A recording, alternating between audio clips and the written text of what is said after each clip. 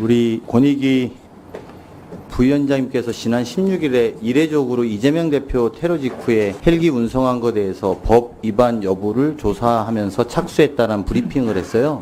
위원장님. 네네, 알겠습니다. 우리 김건희 여사 명품백 신고 착수 브리핑은 언제쯤 하실 계획입니까? 지금 브리핑 계획은 없습니다. 근데 야당 대표는 왜 특별히 더 브리핑 예. 해주신 이유가 뭘까요? 오전 중에도 말씀을 드렸지만 그 사건은 특별히 현장 확인을 하기 위해서 나가는 직전에 그것을 명품백 수수비 브리핑은 현장 확인이 필요 없어서 안 한다는 취지인가요? 예, 아직 그 단계는 아닙니다. 조사 그 단계가 중입니다. 아니라는 것은 어떤 취지로서 그 단계가 아닙니까?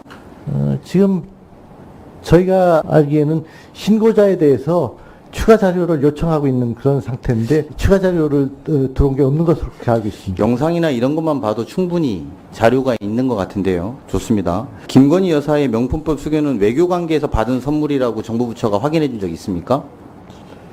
그것은 제가 알고 있는 바는 없습니다. 예. 그러면 이게 문제가 된다면 법 위반 여부를 확인하는 법조항은 무슨 법의 몇 조입니까? 지금 청탁금지법 8조 9조 뭐 이렇게 예. 보면 되죠? 예, 청탁금지법 관련 조항에 따라서 지금 신고가 들어온 건 맞습니다. 네, 그 부분에 대해서 위반 여부를 저희가 확인하는 거죠.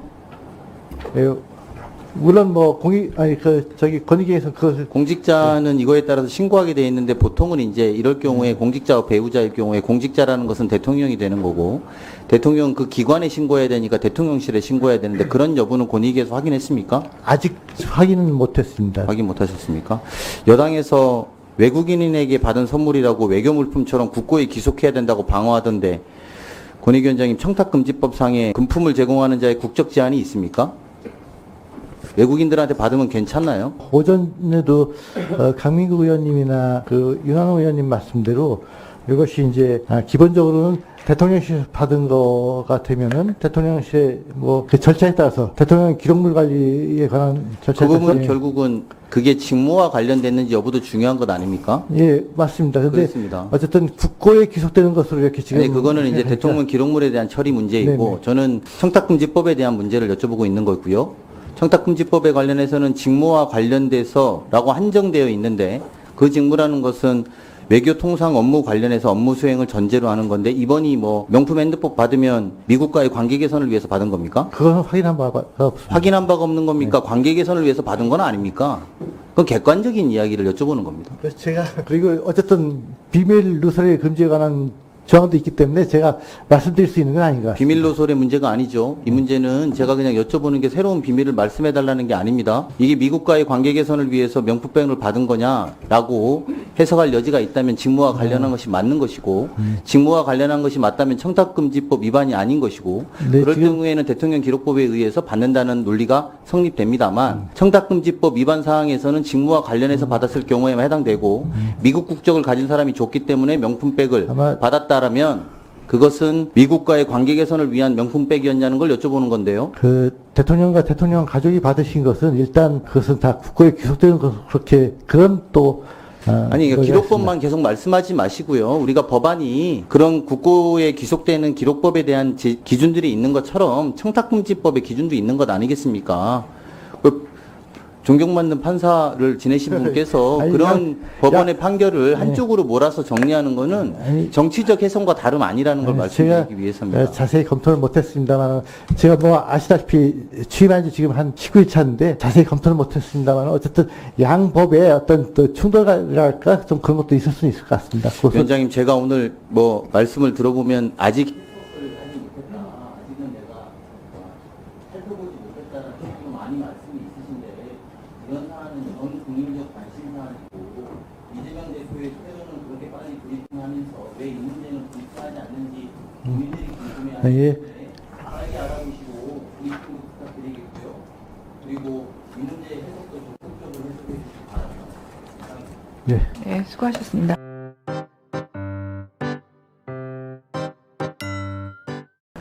위원장님, 제가 추가로 하나 물어볼게요. 지금 그 김건희 여사 명품백 사건과 관련해서 그 추가 자료를 예, 기다리고 신고식에 있다는 거? 요청한 신고. 게 있습니다. 근데 그게 말이 안 되는 게 이게 추가 자료가 나올 게 있습니까? 아무리 기다려도 나올 자료가 없어요. 제가 볼 때는 이거는 그 신고인도 그 영상을 보고 신고한 거잖아요. 예, 그렇죠? 예. 그 참여연대에서 그 유튜브의 영상을 보고 김건희 여사가 직접 그 최재형 목사로부터 그 명품백을 선물 받는 것을 보고 신고한 사안입니다. 그런데 어떻게 이 신고인으로부터 추가 자료가 나올 수 있습니까? 제가 볼 때는 그거는 불가능한 일이에요. 오히려 지금 이제 그럼 권익위가 해야 될 것은 김건희 여사를 불러서 조사를 하든지 그 최재형 목사를 불러서 조사를 하든지 그리고 법률적인 판단을 내리는 부분만 어떻게 보면 남은 겁니다. 그러니까는 이거 어떠세요? 제가 말한 게 틀렸어요? 아니 위원장님 말씀이 뭐 꼭 틀렸다는 게 아니라 어쨌든 저희는 절차를 지금 밟고 아니 있습니다. 절차가 아니라 그러니까 저는 그러니까 아까 위원장님이 말씀하신 거에서 추가 자료를 기다리고 있다고 하셨는데 그 추가 자료가 이게 나올 수가 없는 사건이라는 거죠. 이미 사건 자체가. 그러니까 추가 자료 모으려고 해요. 이게 추가 자료가 나올 수 있는 사건이에요? 아니잖아요. 그렇다면 다른 조치를 해야 되는 건데 지금 12월 19일 날 참여연대에서 고발을 했는데 그 이후에 어떤 절차도 진행하지 않고 있는 것이 지금 권익위의 현상인 것이고 그렇기 때문에 문제가 있는 겁니다. 한 번 더 검토를 하겠습니다. 상식적으로 진짜 하셔야 될 것 같습니다. 지금 다 그렇게 해야지만 국민들이 보고 얼마나 답답해 하시겠어요.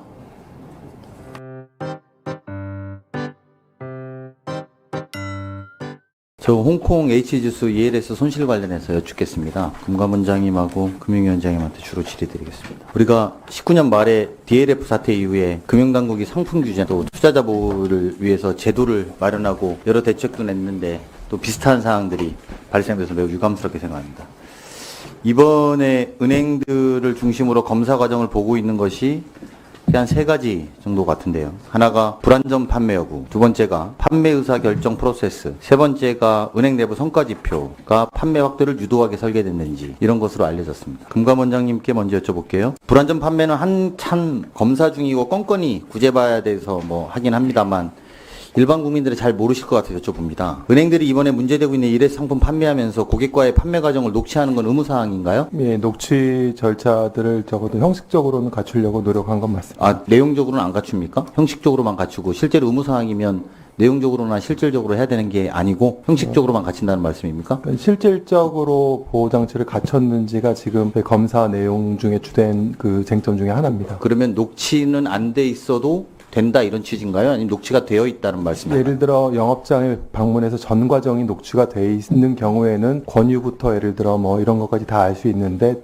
특정 절차만 녹취가 돼서 사실상 어떻게 보면 이제 소위 면피성 절차만 갖춘 것이 아닌지 등이 중요한 검사 쟁점 중에 그러니까 하나입니다. 의무사항이 맞는 거군요. 그러니까 점검하시는 거고. 예, 그렇습니다. 네. 자본시장법으로도 부적합한 투자나 및 고령자는 녹음되게 돼 있고 DLF 사태 이후에 은행권 비예금 상품 내부 통제 모범 기준에 따르면 고난도 금융상품에 대해서 녹취를 의무하고 있는 거고 그거를 되고 있는지를 우리 금감원에서는 확인한다는 취지죠. 예.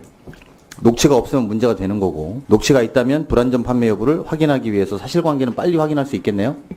어쨌든 최대한 신속히 진행하려고 작년 올해 계속 진행 중입니다. 한 3년 정도 돼서 이제 뭐 일선은행에 확인해 보면 개인정보 문제가 있어서 전체를 공유하기는 좀 어렵다 이런 취지로 말씀을 하실 수밖에 없을 거라고 보는데 가입자가 신청하면 녹취를 좀 받아볼 수 있게 은행이랑 협조해야 되는 건 아닌가요? 그 부분도 최근에 소비자들과 이슈가 있다는 걸로 저도 인지하고 있습니다. 예, 인지가 아니라 그렇게 해야 되는 것 아닌지를 여쭤봅니다. 그 녹취의 일방 당사자가 요구할 경우에는 등사를 해주는 게 맞지 않나 맞죠. 이렇게 판단을 하고 있습니다. 맞습니다. 예. 그게 맞겠죠. 그러니까 본인이면 뭐 다른 사람 거 볼 수는 없겠지만 맞죠.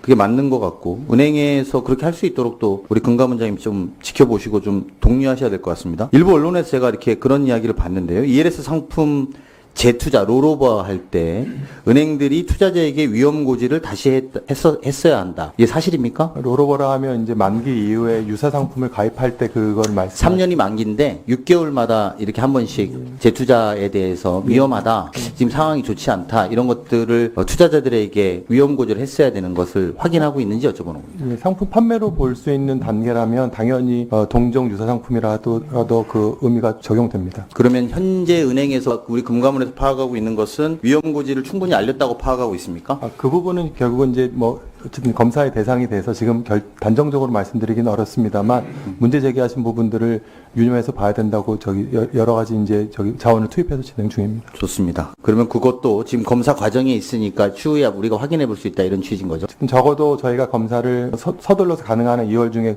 끝내려고 진행 중인데 일단 검사가 완료된 시점 기준으로는 조금 더 지금 말씀드린 것보다는 더 말씀드릴 수 있을 것 같습니다. 네. 판매 의사결정 프로세스 점검도 좀 여쭤보면요.